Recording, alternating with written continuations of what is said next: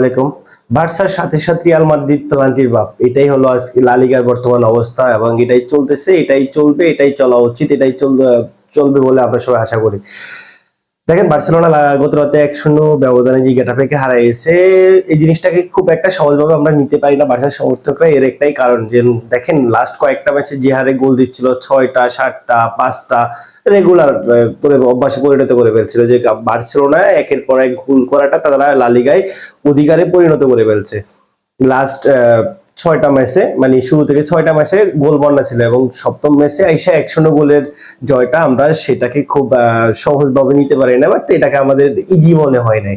আর ওদিকে Real Madrid একের পর এক পেনাল্টির কল্যাণে তারা লিগে টিকে আছে বলতে 2 নম্বরে পয়েন্টে মিলে আছে। 7 ম্যাচ শেষে তাদের অলরেডি 17 পয়েন্ট এবং দেখা গেছে তো প্রায় 7-8টা অলরেডি গোল চলে আসছে তাদের পেনাল্টি থেকে। আর হলো তাদের ফরওয়ার্ড লাইন থেকে খুব একটা গোল সাপোর্ট আসেনি উইদাউট পেনাল্টিতে। দেখ সেটা রিয়াল মাদ্রিদের সে ব্যাপারটা নিয়ে আমার মূল বিষয় না। এখন বার্সার গেটাফের সাথে এই ম্যাচটা দেখেন, বার্সেলোনা যে শুধু গোল দিয়ে তাকে তাদের দাপটটা আপনি বুঝতে পারবেন না, কিন্তু তাদের দাপটটা বুঝতে হলে আপনার অন্যদিকে তাকাতে হবে। সেটা হলো তাদের 78% বল দখল, 11টা শট এবং 4টা অন টার্গেট শট। এই টোটাল মিলে ওরা গোল বরাবর বার্সেলোনা 19টা শট নিয়েছিল, যার মধ্যে তার 4টা ছিল অন টার্গেট এবং অফ টার্গেট ছিল এবং বেশ কিছু শট ব্লক হয়ে গেছিল এবং 7টা কর্নার কিক। এই পরিস্থিতি নিয়ে বার্সেলোনা ছিল। আর বার্সা তারপরেও 1-0 গোলে জয় পাওয়ার পরে একটা হতাশা আমাদের সবার মধ্যে থেকে যায়। তারপরেও এই এত কিছুর পরও পাই আনচু ফাতিকে কেন না, যেখানে রাফিনিয়া দেখা গেছে একের পর, যদিও রাফিনিয়া ফর্মে আছেন, তার নিয়ে কথা বলাটা আসলে ব্যাপারটা ঠিক না। তারপর রাফিনিয়া একের পর এক ভুল করে যাচ্ছেন বা মিস করতেছেন, তখন আনচু ফাতিকে একটু ট্রাই করে দেখা যেত না? গেটাফের মতো দল আপনার 5 মিনিট 10 মিনিট 20 মিনিট আপনি দেখতে পারতেন।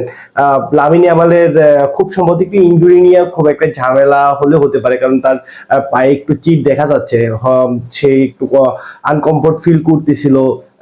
তাকে উঠানো হয় নাই যদিও, তারপরে যে লামিন ইয়ামাল এর মতো একটা ছোট 17 বছরের ছোট একটা ছেলেকে দিয়ে কন্টিনিউয়াসলি তারা 7টা ম্যাচ খেলানো, তার মধ্যে আবার চ্যাম্পিয়ন্স লিগে একটি ম্যাচ গেছে।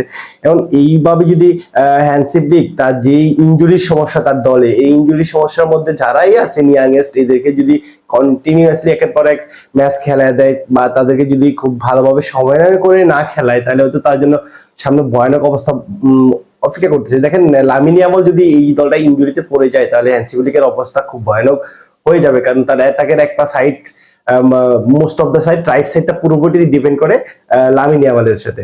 লাস্ট ম্যাচে বার্সেলোনার খেলার একটু পরিবর্তন আমরা দেখতে পাচ্ছি, সেটা হলো লামিন ইয়ামালকে একটু মনে হচ্ছে নিচে নামানো এবং আপনার দুইজন তাদের উইং ব্যাক, যেটা হলো একজন বালদে লেফট ব্যাক আর রাইট ব্যাক জুলিস কুন্ডে, দুইজনকে একটু অ্যাডভান্স রোলে করে জুলিস কুন্ডেকে দেখলাম একটু অ্যাডভান্স রোলে খেলাইতেছিল এবং সে একের ব্যাক কোচ দিচ্ছিল যে লামিন ইয়ামালের 12 বল থেকে। আর সেই বল থেকে তো একটা অ্যাসিস্ট তো রবার্ট লেভানডস্কির একমাত্র গোলে তো অ্যাসিস্টটা সেই জুলিস কুন্ডি করলো এবং দেখলাম যে কমপ্লিট গেম বার্সেলোনা খেলার চেষ্টা করতেছে। কিন্তু এখানে তাদের দেখতে হবে তাদের যে বিশাল একটা ইনজুরি লিস্ট, যেমন মিডফিল্ডে তো নাই বললেই চলে। পেদ্রি তাও শুরুতে কালকে খেলেন নাই, কালকে যে একটা হজবর হলো মিডফিল্ড ছিল, তারপর বাবা যেভাবে ম্যাচটা কাভারেজ দিয়ে আসছে। তারপর আপনার মার্কাসাডো, এরিক গার্সিয়া, এদেরকে দিয়ে ম্যাচটা স্টার্ট করানো হয়েছিল। পেদ্রি একটা সময় পরে নামছে, পরে আপনার ফ্রান তোরিসকেও দেখা গেল, তবে আনচু ফাতিকে দেখার খুব ইচ্ছে ছিল।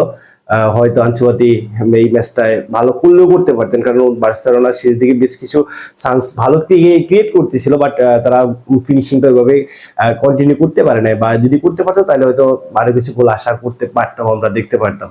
আর এই ছিল বার্সার সাতকাহন আর রিয়াল মাদ্রিদের প্লান্টির ব্যাপারটা নিয়ে। আপনারা কি ভাবতেছেন জানাবেন, যদি আপনাদের কিছু মতামত শেয়ার করার থাকে বা আপনাদের কিছু জানার ইচ্ছে থাকে কমেন্ট করে জানাবেন। ধন্যবাদ, আল্লাহ হাফেজ।